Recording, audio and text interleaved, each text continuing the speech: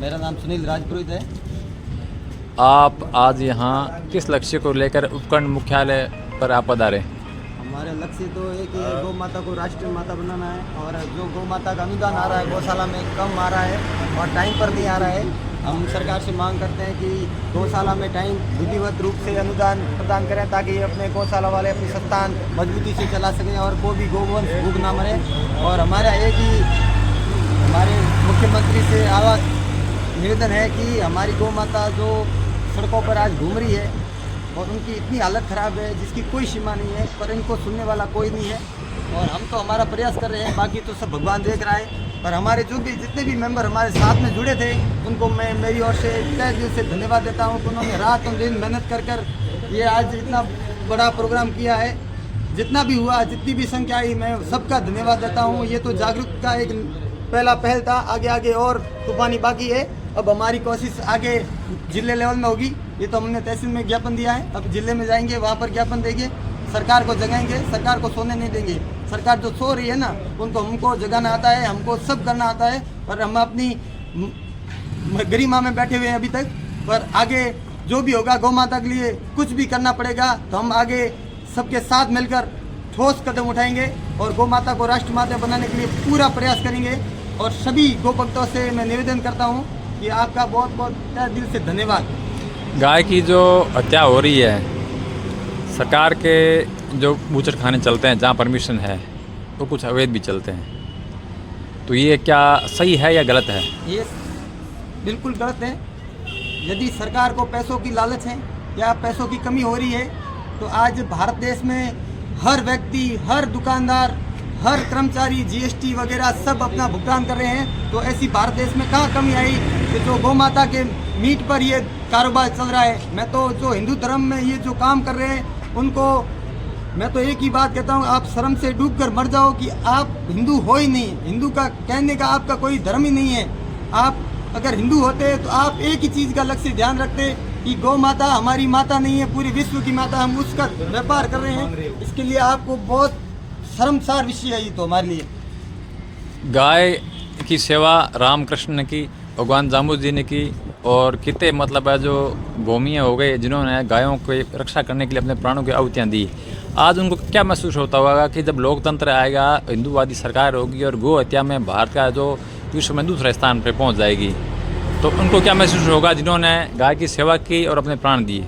वो अपने आप को कैसा महसूस करते होंगे? हमारे वीर तेजा जी महाराज जिन्होंने गाय के लिए बलिदान दिया, बाबू जी महाराज उन्होंने भी गाय के लिए, जम्बेश्वर भगवान, खेताराम जी भगवान, सब जो हमारे साधु संत हैं वो सब गौ माता के लिए जो सिर कटाए हैं या फिर बलिदान हुए हैं रक्षा के लिए, उनकी जो हमारे मन में इतनी पीड़ा है, तो उनके मन में कितनी पीड़ा हुई होगी अभी जो गौ माता सड़क पर घूम रही है।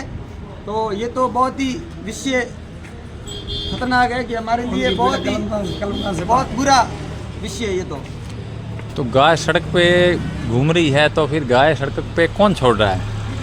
देखो, गाय गौशाला का नियम होना चाहिए। गौशाला वाले ये तो देखो, गांव की जो गरीब व्यक्ति होते हैं उनके पास इतना पैसा नहीं होता है, और जब गौशाला में जाते हैं तो गौशाला में डिमांड करते हैं कि 5100, 3100 जितना भी डिमांड करते हैं वो अपना भर नहीं सकते।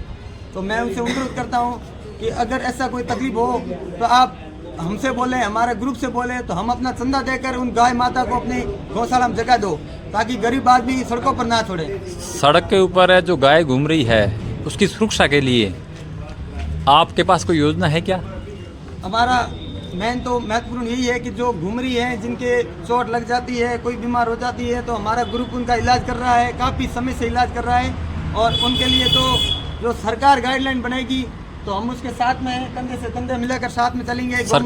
सरकार के लिए आपके द्वारा कोई सुझाव है कि किस प्रकार गाय की रक्षा की जा सकती है? हमारा सुझाव एक ही है कि हर जो भी गौ माता आवारा घूम रही है उनको विधिवत रूप से गौशाला में छोड़ दिया जाए, और बाकी जो छोड़ रहे हैं उन पर कठोर कानून लगाकर उनको दंड दिया जाए, ताकि वो ऐसा कार्य ना करें। यही समाधान होगा, दूसरा कोई समाधान नहीं है। आज हम गौशाला में डालेंगे तो परसों 10 और तैयार हो जाएंगे, इसलिए उन पर कठोर नियम लागू होना चाहिए, तभी जाकर ये हमारा काम सफल होगा।